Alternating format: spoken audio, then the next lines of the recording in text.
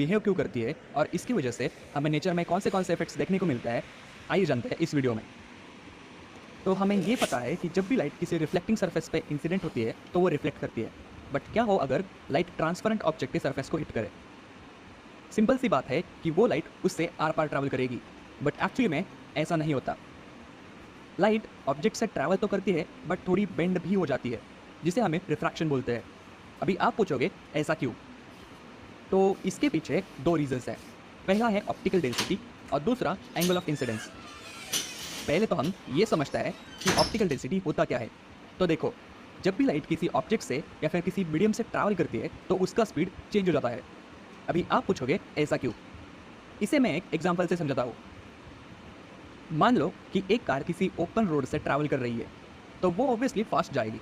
But अगर वही car speed breaker या फिर रंबल स्ट्रिप वाले रोड पे ट्रैवल करेगी तो उसकी स्पीड उस पर्टिकुलर जोन में स्लो हो जाएगी।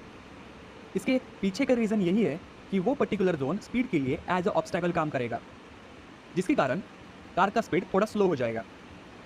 सेम रीज़न लाइट के केस में भी अप्लाई होता है। जब लाइट किसी डेंसर मीडियम से ट्रैवल करती है तो उस मीडियम के मॉलिक्यूल्स लाइट के लिए एक टाइप का ऑब्स्टैकल या फिर रेजिस्टेंस का काम करते हैं, जिसके कारण लाइट की स्पीड चेंज हो जाती है।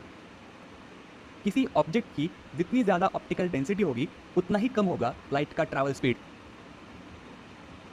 चलो, ये तो हुआ पहला रीज़न। अभी समझता है दूसरे रीज़न को, जो कि है एंगल ऑफ इंसिडेंस। तो एंगल ऑफ इंसिडेंस तो हमें पता ही है, जो कि नॉर्मल और इंसिडेंट रे के बीच के एंगल को बोला जाता है। ये एंगल जितना ज़्यादा होता है उतना ही ज़्यादा हमारा एंगल ऑफ रिफ्रैक्शन होता है। पर ऐसा क्यों? चलो, इसे हम थोड़ा जूम करके देखते हैं। जब भी लाइट ऑब्जेक्ट पे एक एंगल पे इंसिडेंट होती है तो वो कुछ इस तरह दिखाई देती है। अभी इस लाइट को मैं छोटे छोटे 5 हिस्सों में डिवाइड करता हूँ। अभी ध्यान से देखो। जब भी लाइट इंसिडेंट होती है तो उसका ये वाला पार्ट सरफेस को पहले हिट करता है as compared to its fifth part, जिसके कारण लाइट का एक पोर्शन स्लो ट्रैवल करने लगता है, जबकि दूसरा पोर्शन अभी भी कुछ डिस्टेंस के लिए सेम स्पीड में ट्रैवल कर रहा है।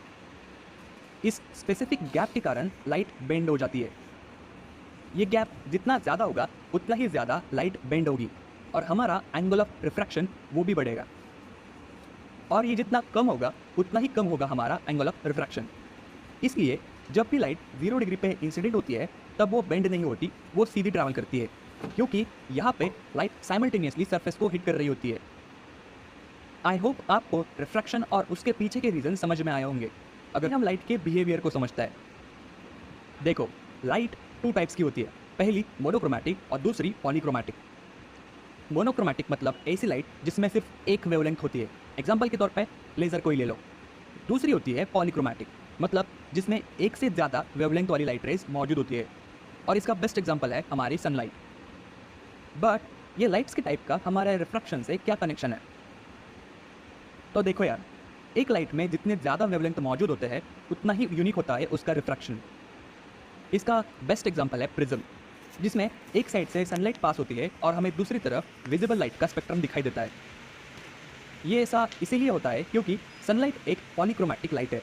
इसमें बहुत सारी वेवलेंथ्स मौजूद होती है, जिसमें से रेड वाली वेवलेंथ फास्टर ट्रैवल करती है और वॉयलेट वाली वेवलेंथ स्लो। इनके इसी स्पीड डिफरेंस के कारण ये लाइट्स प्रिज्म में जाने के बाद स्प्रेड हो जाती है और नतीजा हमें रेनबो पैटर्न दिखाई देता है, जिसे हम विजिबल लाइट स्पेक्ट्रम भी बोलते हैं।